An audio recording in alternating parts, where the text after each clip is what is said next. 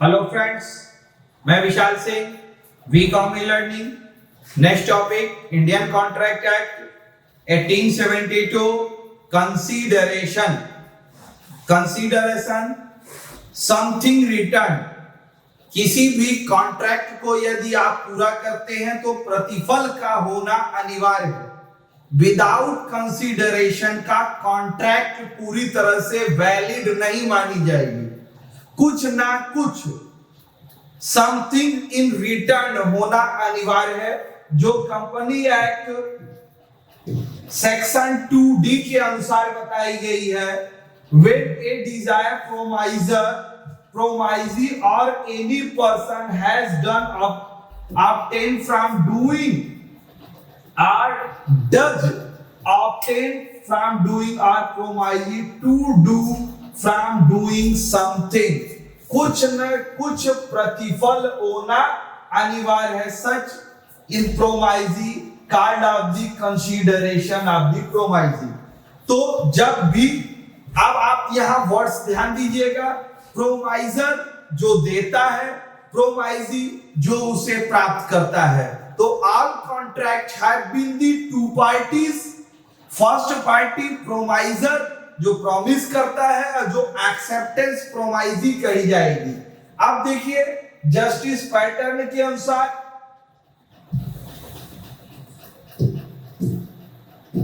Consideration means something which in some value eye law moving of the promisee. It may be benefit promisee some determined promisor. अब दोनों के बीच एक निश्चित benefit होना अनिवार्य है। विदाउट कंसीडरेशन का किसी भी कॉन्ट्रैक्ट को हम कंप्लीट नहीं मान सकते हैं। कंसीडरेशन प्योरली ग्रिपली without of the returns. Next है legal rule of the return. Legal rule regarding the consideration. First आप आता है at the desire promisee. At the desire of the promisee, जब भी कोई भी आप कॉन्ट्रैक्ट करते हैं, third party request promisee amount to voluntary act does not from valid contract. अगर कोई भी वैलिड कॉन्ट्रैक्ट आप करते हैं तो उसमें अगर अमाउंट नहीं है तो वो वैलिड कॉन्ट्रैक्ट नहीं मानी जाएगी। तो कंसीडरेशन होना मस्ट है। For example of the news contract ABC, A contractor, B shopkeeper, C collectors. A ने किसी मार्केट के निर्माण के लिए C से कॉन्ट्रैक्ट हुआ कि आप मार्केट का निर्माण करिए, आपको इसमें कंसीडरेशन प्रतिफल के रूप में कॉन्ट्रैक्ट प्रॉफिटेबल कॉन्ट्रैक्ट का पूरा पैसा दिया जाएगा। अब B उसमें शॉपकीपर है। शॉपकीपर्स जितने भी सेल होंगे उस सेल पर निश्चित कंसीडरेशन लेने के लिए कही गई। लेकिन A और C के बीच जो कॉन्ट्रैक्ट हुआ था वो B को बेस मान के हुआ। B को एक कंसीडरेशन प्रतिफल के रूप में मार्केट पे जो सेल होगा उस सेल का निश्चित प्रतिशत आपको देना पड़ेगा। तो अब आप ध्यान दीजिए कि सेल पर जो प्रॉफिट पर कंसीडरेशन देना है वो आपको वहां बी जो मार्केट की सेल करेगी उसे देनी है। नेक्स्ट ऑफ के लिए आती है promisee or any other person. Section 2D consideration many proceed arise promisee other person. Next important है doctrine constructive consideration. It does not follow third party कैंसियो एग्रीमेंट। इस केस है चेन्नैया वर्सेस रमैया के अनुसार, जब आपके contract have been the two parties promisor promisee, तो not allowed for the third party.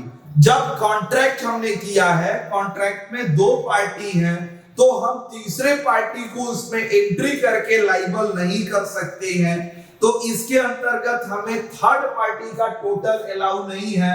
The third party कैंसियो agreement पूर्ण कराने के लिए बाध्य नहीं हो सकती है। नेक्स्ट आप है consideration may be in the from return promisee abstains by the absence doing act। In the other word, consideration either positive and negative form. Consideration का जो फॉर्म हो सकता है प्रतिफल, वो बिजनेस के लिए या आपके कॉन्ट्रैक्ट के लिए पॉजिटिव नेगेटिव भी हो सकती है, वो आपके लिए नेगेटिव भी हो सकता है। नेक्स्ट है consideration may be present past and future, section 2D।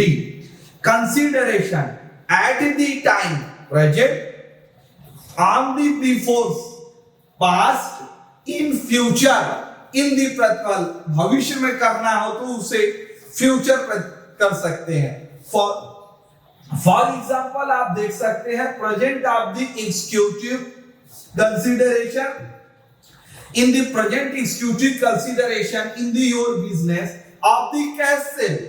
आपने कोई भी मार्केट पे कैश सेल हुआ, आपने पैसा दिया, आपको सामान मिला। एट द प्रेजेंट कंसीडरेशन, एक को गुड्स मिले, दूसरे को मनी रिसीव हुआ।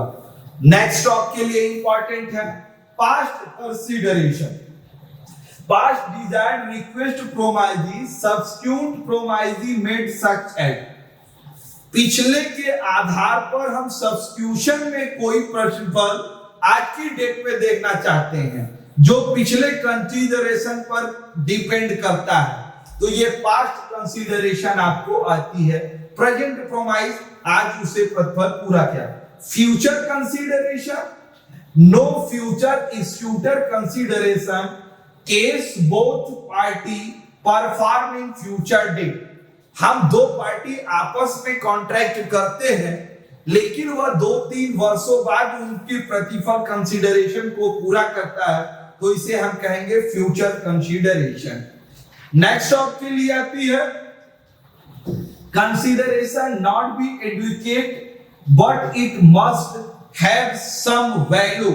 consideration something return, something value, कुछ न कुछ होना चाहिए, फुल्ली नहीं हो तो पार्टी हो। अगर 1000 का मटेरियल है, 1000 पेमेंट है, अगर एट द टाइम नहीं हो गया तो हम 50,000 भी दे करके हम कंसीडरेशन कर सकते हैं, जिससे दोनों पार्टियों को ये बिलीव हो सकती है कि हमने वैल्यूएबल पोजीशंस की है। तो कुछ न कुछ something should be equal involve something given, कुछ न कुछ देना होगा। Consideration must be real and not illusory. कोई भी कंसीडरेशन अगर आप करते हैं तो वह कंसीडरेशन अनलॉफुल नहीं होना चाहिए, आपके बिजनेस की लीगल लायबिलिटी को वह पूरा करना चाहिए। अनलॉफुल मींस आप कहते हैं कि हम आपको, अगर ये सरकारी बिल्डिंग पर शीशा मार के इसका दरवाजा तोड़ देंगे, हम आपको 1000 रुपए देंगे, तो गवर्नमेंट संपत्ति का क्षति पहुंचाने के लिए हम कॉन्ट्रैक्ट नहीं कर सकते। तो ये इनलीगल कॉन्ट्रैक्ट अगर होता है और उसके बदले में हमें पैसा मिली जाती है, तो वो टोटल अवैध मानी जाएगी, वैट होगा। Illegal duty in self value consideration, हम लीगल वैल्यू कंसीडरेशन दे सकते हैं। Consideration must B lawful, consideration must B lawful, यह पूरे आपके कॉन्ट्रैक्ट के रूल, आपके कॉन्स्टिट्यूंसी को एक पब्लिक पॉलिसी, पब्लिक लेवल पे गवर्नमेंट अथॉरिटी सबकी संपत्ति की सुरक्षा करने के लिए आप कर सकते हैं, किसी के विपरीत आप कॉन्ट्रैक्ट नहीं कर सकते। तो आप देख सकते हैं legal must be immoral, opposed public policy must not be fraudulent. Public policy government के विरुद्ध आप कोई भी कॉन्ट्रैक्ट करके कंसीडरेशन नहीं प्राप्त कर सकते। स्ट्रेंथ टू कॉन्ट्रैक्ट और सूट द थर्ड पार्टी, किसी भी कार्य को अगर आप पूरा नहीं करते हैं तो कुछ कंडीशन में contract third party, stranger party liability होती है और वो थर्ड पार्टी उसे भुगतान करने के लिए वैलिड कॉन्ट्रैक्ट में माना जाता है। अब इस थर्ड पार्टी को principal third party contract, only person party contract can sue, उसके ऊपर हम टोटल लायबिलिटी दे सकते हैं। अब आपके लिए enforceable court by law liability can impose, या कॉन्ट्रैक्ट के एक्ट के अंतर्गत कोर्ट भी उसे इन्फोर्स कर सकता है। आज आपने पूरी वीडियो कंसीडरेशन के कॉन्ट्रैक्ट एक्ट में स्टार्टिंग टू एंड देखी, इसके लिए आपको धन्यवाद, थैंक यू। आप अपने इस चैनल वी कॉम लर्निंग को लाइक, सब्सक्राइब एंड शेयर करिए, और यदि ये वीडियो आपको कैसा लगा आप कमेंट बॉक्स में यस जरूर लिखिए कि आपको कैसे लगी। Thanks so much.